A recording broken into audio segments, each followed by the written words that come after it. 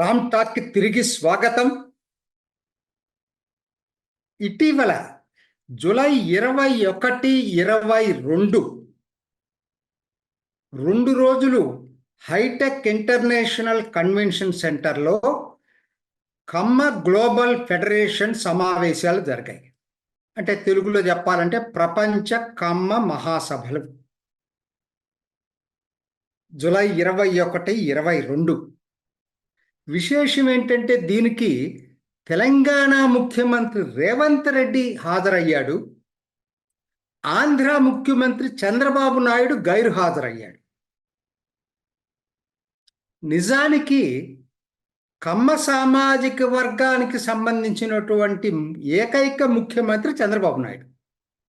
అంటే నేను ప్రజలందరికీ సంబంధించింది కాదు, ఇప్పుడు ఈ టాపిక్ వచ్చింది కాబట్టి ఆ సామాజిక వర్గాన్ని గురించి చెప్తున్నాను, వేరుగా అర్థం చేసుకోవద్దు.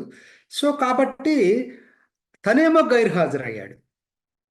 మరి దీన్ని ఎలా చూడాలి? అసలు ఈ సమావేశ ఉద్దేశం ఏంటి? మనం కొంచెం లోతుకెళ్ళి చర్చించుకుందాం. కేజీఎఫ్ అనేది 6 నెలల క్రితం జట్టి కుసుమ కుమార్ వచ్చిన ఆయన మానస పుత్రిక అనుకోండి, ఆయన ఆలోచనల నుంచి ఉద్భవించినటువంటి సంస్థ కమ్మ గ్లోబల్ ఫెడరేషన్.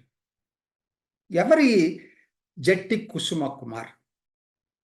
ఎందుకంటే మనకి జట్టి కుసుమ కుమార్ అనగానే మనకు గుర్తుకొచ్చేది ఏంటంటే తెలంగాణ ప్రదేశ్ కాంగ్రెస్ కమిటీ వర్కింగ్ ప్రెసిడెంట్గా చేశాడు. రేవంత్ రెడ్డి చేసినప్పుడే వర్కింగ్ ప్రెసిడెంట్గా ఈయన కూడా చేశాడు, ఉత్తమ్ కుమార్ రెడ్డి అధ్యక్షుడిగా ఉన్నప్పుడు. అది మనం మర్చిపోవద్దు. నిజానికి రేవంత్ రెడ్డికి జిగ్రి దోస్త్ అనుకోండి. ఏవి కాలేజీ దగ్గర నుంచి కూడా ఇద్దరు క్లాస్మేట్స్, బెంచ్మేట్స్ అట. తర్వాత ఇల్లు పక్క పక్కనే, ఆఫీసు పక్క పక్కనే. సో దాదాపుగా గత 3 దశాబ్దాలు పైగా వీళ్ళిద్దరి సాన్నిహిత్యం, సహచర్యం జరుగుతూ వచ్చింది. ఆయన జట్టి కుసుమ కుమార్ అంటే. ఈయన of course Sangareddy centre of activity, ఆయన అన్నీ కూడా సంగారెడ్డి, ఎప్పుడో తెనాల నుంచి వచ్చి ఇక్కడ సెటిల్ అయినారు. వాళ్ళ 4 ఫాదర్స్, ఈయన కాదు. సో కాబట్టి ఈయన ఇటీవల కాలంలో ఖమ్మం పార్లమెంట్ సీటు కూడా ప్రయత్నం చేయటం అయితే జరిగింది. సో కాబట్టి ఇవాళ ఇది ఆయన చరిత్ర, ఆయన గురించి బ్రీఫ్గా, ఎందుకంటే ఆయనే ఆర్గనైజ్ చేసింది, అందరూ ఆయన గురించే చెప్తున్నారు కాబట్టి ఆయన గురించి సెర్చ్ చేయాల్సిన అవసరం వచ్చింది. ఇప్పుడు అందరి మనసుల్లో ఉన్నటువంటి సందేహాలు కొన్ని మీ ముందు పెడతా. ఏమిటి అంటే, నంబర్ 1 అండి, చంద్రబాబు నాయుడు అధికారంలోకి వచ్చి కేవలం 2 నెలలు కూడా కాలా ఇంకా. మరి ఈ టైంలో ఈ సమావేశాలు జరగటం అనేది కరెక్టా, టైమ్లీనా కాదా? అందరికీ ఇది డౌట్ వస్తుంది. ఒకటి, ఎందుకంటే ఏ మాటకు ఆ మాట చెప్పాలా? కమ్మ సామాజిక వర్గానికి వాళ్ళ ప్రాతినిధి రాజ్యాధికారం ఉందంటే అది ఆంధ్రాలోనే, మరి చంద్రబాబు నాయుడు ద్వారా. మరి ఆయన వచ్చింది మొన్నే. సో ఇది ఎంతవరకు కరెక్టు టైమింగ్ అనేది. రెండోది, ఒక పార్టీలో వర్కింగ్ ప్రెసిడెంట్ స్థాయిలో చేసిన వ్యక్తి, రాహుల్ గాంధీ దగ్గర డైరెక్ట్గా వెళ్ళి మాట్లాడే చనువు ఉన్నటువంటి వ్యక్తి, తెలంగాణ సీఎం, ప్రస్తుత సీఎంకి అత్యంత సన్నిహితమైనటువంటి వ్యక్తి. ఈయన మరి కుల సంఘానికి ఈయనే సారథ్యం వహించి నడిపించడం ఎంతవరకు కరెక్టు? ఇది రెండో ప్రశ్న, అందరికి ఉన్నటువంటి సందేహం. నేను సరే, మూడోది ఏంటంటే, అందరికి చంద్రబాబు నాయుడు ఎందుకు అటెండ్ కాలేదు? ఇది అందరికీ వస్తున్నటువంటి సందేహం. ఈ 3 పాయింట్స్ మీద నేను ఇవాళ మీకు ఎక్స్ప్లెయిన్ చేయడానికి ప్రయత్నం చేస్తా. ఎందుకంటే ఇది తెలుసుకునే ముందు ఇంకొకటి, జట్టి కుసుమ కుమార్ గురించి మాట్లాడేటప్పుడు ఇంకొకటి మనం మర్చిపోకూడదు. చరిత్రలోకి వెళ్దాం. డిసెంబర్ ఎన్నికలు, అసెంబ్లీ ఎన్నికలు తెలంగాణకు జరిగినప్పుడు ఇదే జట్టి కుసుమ కుమారు కీలక పాత్ర పోషించాడు. ఆ రోజు కేసీఆర్ నుంచి దూరమైనటువంటి కమ్మ సామాజిక వర్గం ఎవరి వైపు వెళ్ళాలి, బీజేపీ వైపా కాంగ్రెస్ వైపా అని ఎదురు చూస్తున్న టైంలో కుసుమ కుమారుతో పాటు ఇంకా మిగతా కుల పెద్దలు కూడా ఉన్నారు. వీళ్ళందరూ హైదరాబాద్లో సమావేశం అయ్యి కాంగ్రెస్కి మనం మద్దతు ఇవ్వాలి, కేసీఆర్ని ఓడించాలంటే కాంగ్రెస్కి మద్దతు ఇవ్వాలని ఒక నిర్ణయం తీసుకున్నారు. ఈ బ్యాక్గ్రౌండ్ మర్చిపోవద్దు. ఒకటి, తర్వాత కేజీఎఫ్ని అంతటి కీలకమైనటువంటి వ్యక్తి. నేనేంటంటే చాలా చూస్తున్నాను సామాజిక దీంట్లో ఏంటంటే, మీరు ఆర్టిల్లో యాక్టివ్గా ఉన్న వాళ్ళు ఇక్కడ తక్కువ యాక్టివ్గా ఉంటారు. ఉండొద్దంట్ల పదవులు కూడా ఉన్న ఉండొచ్చేమో, కానీ ఇంత యాక్టివ్ రోల్ చేసేటువంటి రాజకీయంగా ఉన్నటువంటి వ్యక్తి, వర్కింగ్ ప్రెసిడెంట్ స్థాయిలో ఉన్న వ్యక్తి కుల సంఘం నడవటం అనేది జల్లగా జరగదు. ఎందుకు జరగదో కూడా నేను చెప్తా. ఎందుకు రాజకీయంగా ప్రముఖంగా ఉన్నవాళ్ళు ఎందుకు అంత సారథ్యం వహించకూడదనేది కూడా చెప్తా. అటెండ్ కావటం వేరు, సారథ్యం వహించటం వేరు. కారణం ఏంటంటే, రాజకీయాల్లో ఒక్కొక్కసారి చాలా ఉంటాయండి. నేను ఒకటి చెప్తాను. ఒకటి, మీరు ఒక పార్టీకి సంబంధించిన వాళ్ళు అనేటువంటి ఇంప్రెషన్ రాకూడదు. నంబర్ 1లో ఉండేవాళ్ళు, ఆ సంఘాన్ని నంబర్ 1గా ఉండి నడిపేటువంటి వాళ్ళు. రెండోది, అన్నిటికన్నా ముఖ్యం, రాజకీయంగా కాన్ఫ్లిక్ట్స్ వస్తుంటాయండి. ఇప్పుడు చంద్రబాబు నాయుడు వాళ్ళ ఆంధ్రాకి నిధులు ఇచ్చారని చెప్పి రాహుల్ గాంధీ కూడా కుర్సీ బచావో బడ్జెట్ అని అన్నాడు. మరి రాహుల్ గాంధీ నువ్వు విమర్శించగలవా? లేవు కదా. చంద్రబాబు నాయుడు అధికారంలోకి వచ్చి కనీసం నిలదొక్కోవాలంటే ఆ డబ్బులే అవసరం ఇప్పుడు. సో రేపొద్దున రాహుల్ గాంధీ ఇంకొక అడుగు ముందు వెళ్ళి చంద్రబాబు నాయుడు విమర్శించాడు అనుకో, మరి నిన్న నువ్వు మామూలు పరిస్థితుల్లో చంద్రబాబు నాయుడు మీద దాడి చేయటాన్ని ఖండించారు, జైల్లో పెట్టే వరకు. కరెక్ట్, నేను కాదంట్లా, అది నీ వ్యక్తిగతం. కానీ ఇక్కడ సమస్య ఏంటంటే, నువ్వు ఒక రాజకీయ పార్టీలో ఉన్నావు. ఇప్పుడు రాహుల్ గాంధీ రేపొద్దున చంద్రబాబు నాయుడు విమర్శిస్తే మీరు రాహుల్ గాంధీని విమర్శించలేరు కదా. ఈ ఇబ్బందులు ఉంటాయి. సంఘానికి నాయకత్వం వహించేటప్పుడు ఇబ్బందులు ఉంటాయి. అందుకని మీరు రాజకీయంగా ప్రముఖంగా లేరనుకోండి, అసలు ఇబ్బంది లేదు. ఓకే, మీ ఏ పార్టీలో ఉన్నా కమ్మ సామాజిక వర్గ వాళ్ళ ప్రయోజనాలను కాపాడటమే నా ఉద్దేశం అనుకున్నప్పుడు కాన్ఫ్లిక్ట్ ఆఫ్ ఇంట్రెస్ట్ రాదు. మీరు రాజకీయంగా చాలా ముఖ్యమైనటువంటి పాత్రలో ఉన్నప్పుడు కాన్ఫ్లిక్ట్ ఆఫ్ ఇంట్రెస్ట్ వస్తుంది. కుల సంఘానికి రాజకీయ దాంట్లో మామూలుగా ఉంటే అది పెద్ద సమస్య కాదు. నువ్వు చాలా యాక్టివ్గా ఉండి పదవుల్లో ఉన్నప్పుడు మాత్రం కాన్ఫ్లిక్ట్ ఆఫ్ ఇంట్రెస్ట్ వచ్చే అవకాశాలు మెండుగా ఉంటాయి. కాబట్టి తను కాకుండా ఇంకొకరు చేసి ఉంటే బాగుండేదేమోనని నాకు ఒకటి వస్తుంది. రెండోది, ఇంకొకటి ఇంపార్టెంట్ ఆస్పెక్ట్ నేను చెప్పదలుచుకుంది ఏంటంటే, ఆంధ్ర వరకు, ఎందుకంటే ఆయన సంగారెడ్డిలో పుట్టి పెరిగాడు కాబట్టి ఆయనకి ఆంధ్ర రాజకీయాలు ఇంకా అనుకోవచ్చు నాకు బాగా అవగాహన ఉందని, కానీ కాదు. ఆంధ్రాలో కుల సమీకరణలు, కుల రాజకీయాలు చాలా ప్రముఖ పాత్ర పోషిస్తాయి. తెలంగాణలో పోషించాం. ఒక్క మాట చెప్పాలంటే 2019లో చంద్రబాబు నాయుడు ఓడిపోవటానికి ఒక కారణం, అదే ప్రధాన కారణం నేను అనగానే, ఒక కారణం కుల సమీకరణలు. మర్చిపోవద్దు. ఓవర్ఫ్లో ఎప్పుడైతే డామినెంట్ క్యాస్ట్ చేస్తుందో అప్పుడు మిగతా వాళ్ళందరూ ఒకటవుతారు.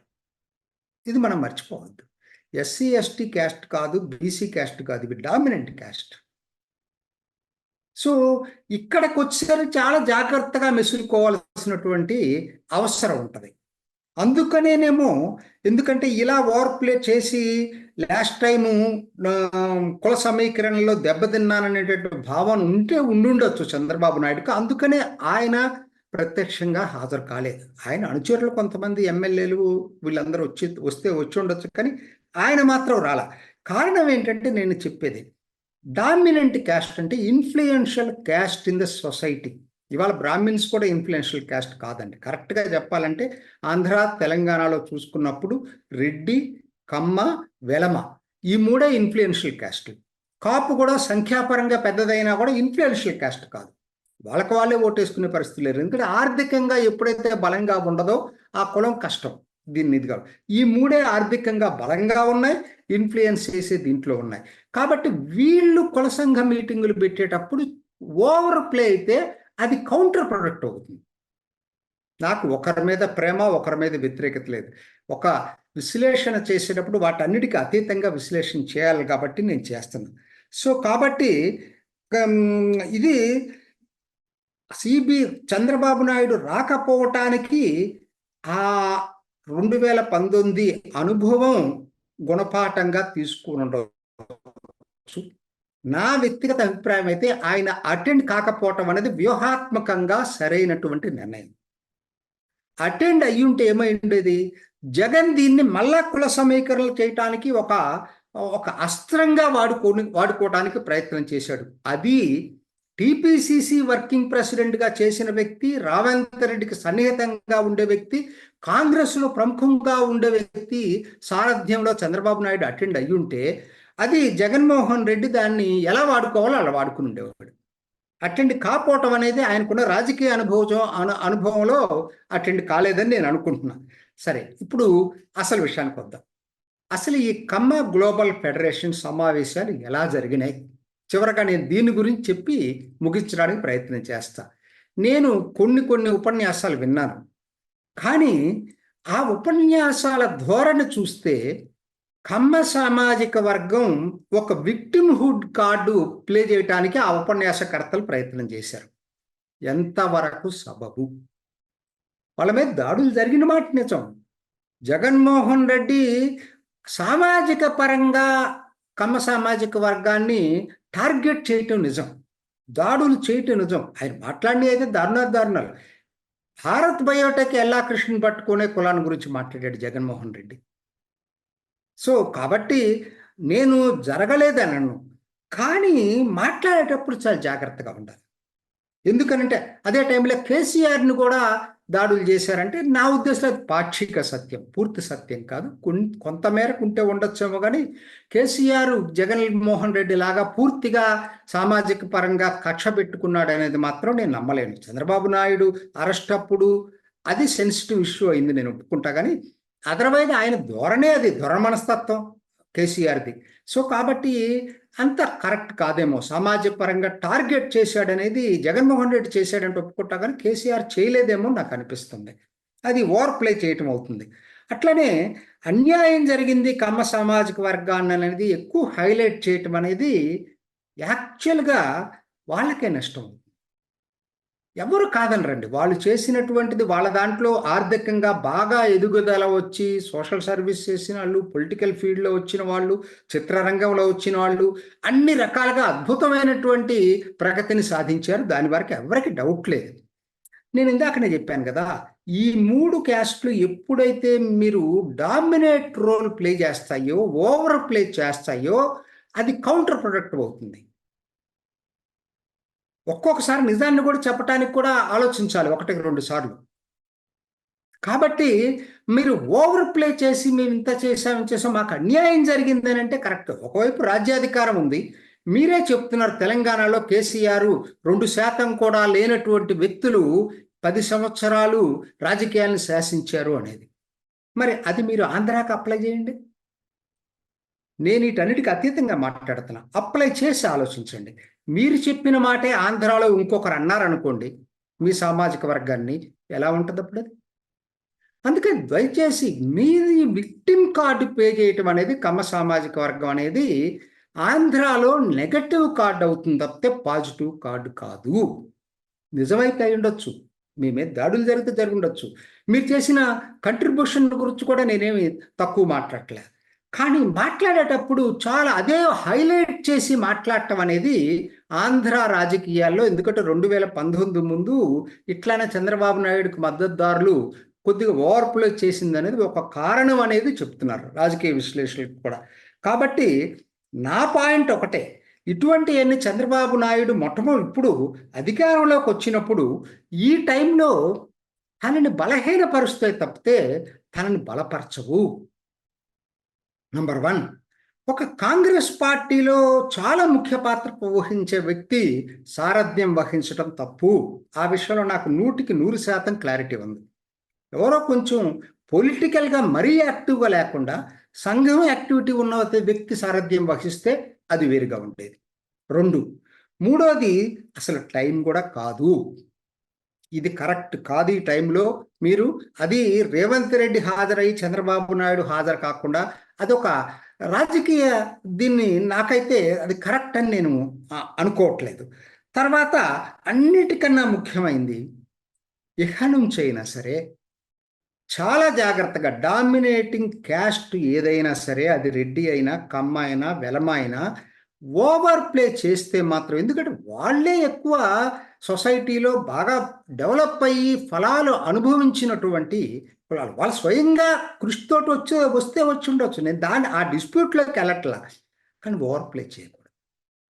ఈ 3 కులాలు మాత్రం ఆంధ్రలో రాజకీయాల్లో చాలా ఇంపార్టెంట్ కీ పొజిషన్స్‌లో ఉండాలనుకుంటే మాత్రం ఓవర్ ప్లే చేసి సమావేశాలు పెట్టి బహిరంగంగా అలా ఎలా అని మాట్లాడితే మాత్రం అది కౌంటర్ ప్రొడక్టివ్ అవుతుంది.